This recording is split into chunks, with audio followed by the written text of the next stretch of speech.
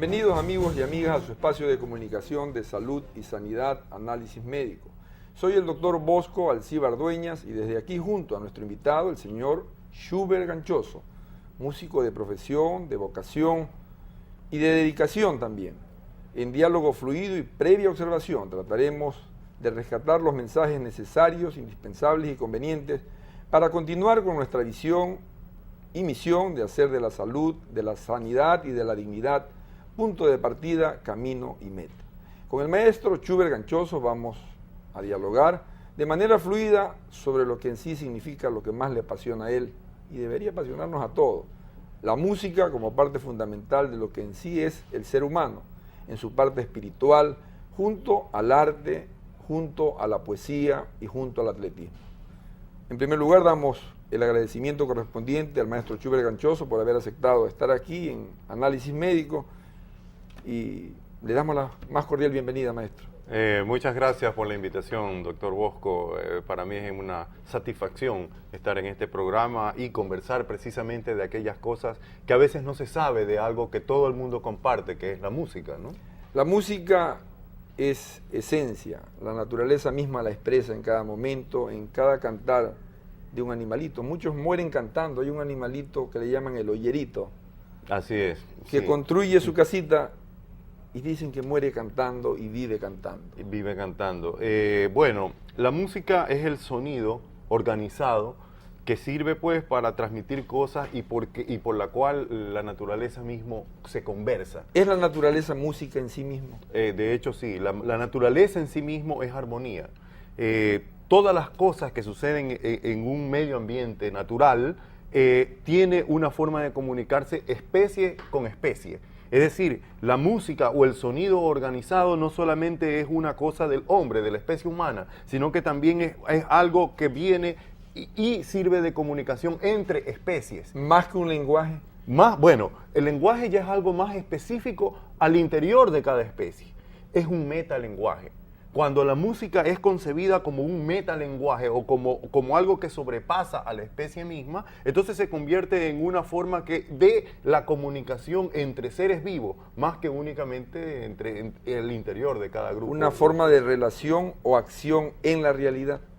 Bueno, fíjese que las experiencias que hemos tenido desde el punto de vista de organización de sonidos y comunicación entre especies nos da pues la razón de que las especies se comunican con nosotros a través de sonidos que muchas veces no las escuchamos por ser sonidos bajo la frecuencia que escucha el oído humano, pero el oído humano escucha un rango de frecuencias, pero el cuerpo humano escucha aquellas frecuencias que no escucha el oído humano. Por ejemplo, el sonido de los elefantes. El sonido de los elefantes es un sonido que es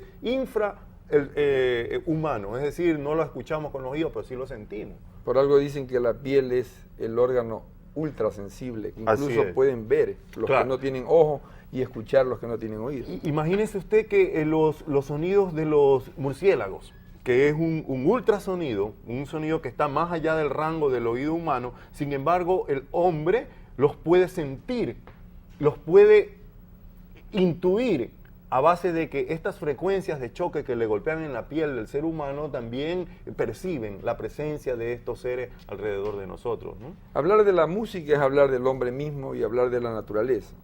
La civilización queda corta, son 12.000 años. Si nos vamos de ahí para atrás, nos quedan cortos los números.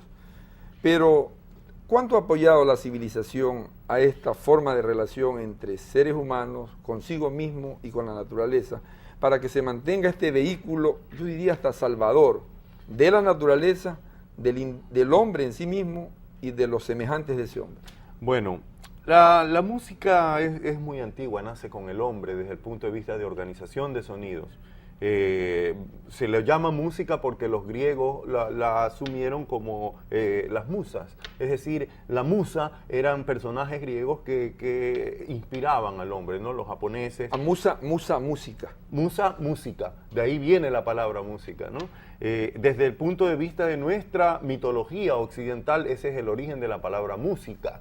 pero desde el punto de vista de las otras mitologías o desde el punto de vista de nuestra cultura, como tú lo acabas de decir, de 12.000 años de antigüedad. Decimos 12.000 años de antigüedad porque los registros en la costa ecuatoriana de la cultura vegas, con los amantes de Zumpa y todos esos enterramientos que tenemos en la península, datan ya con instrumentos que son instrumentos musicales. Por ejemplo, tenemos caracoles, estrombus, tenemos maleas, rabias, es decir, caracoles que sirvieron ya para emitir un sonido intencionado que sirve para comunicar mensajes. Entonces, a la pregunta que hacías con respecto a cómo es que la civilización o las culturas han apoyado para que se desarrollen o para que vayan en contra de la relación del hombre con la naturaleza, te tengo que decir de que es a veces las concepciones filosóficas de una cultura las que determinan el uso racional o irracional de esta forma de expresión. ¿Por qué? Porque la música no es otra cosa que una expresión también del hombre, digo también del hombre porque las otras especies también utilizan sonidos organizados. Entonces,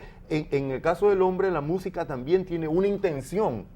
Lleva el espíritu. El espíritu de una cultura humana que de pronto está yéndose en contra de la naturaleza o que puede ir a favor de las relaciones con su medio ambiente. Y eso es enfático en estos tiempos. Cuando la música va por el lado puro, emocional, por la esencia misma, por el ser un acontecimiento místico, así se puede decir, va más por el lado de la conservación.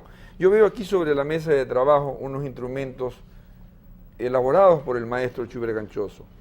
Pero el manejo emocional es importante y los instrumentos a través de la historia, por lo menos aquí en nuestro país, deben de tener una trascendencia importante en lo que significa aquello que a la fecha se lo llama musicoterapia.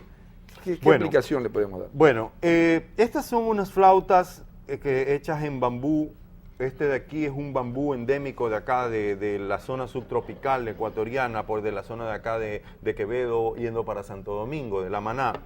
Estas flautas fueron construidas basándonos en las flautas indígenas de la costa ecuatoriana, que luego fueron retomadas por los grupos de la cultura montubia de acá de la costa ecuatoriana. Pero ¿cuál es la significación desde el punto de vista de musicoterapia?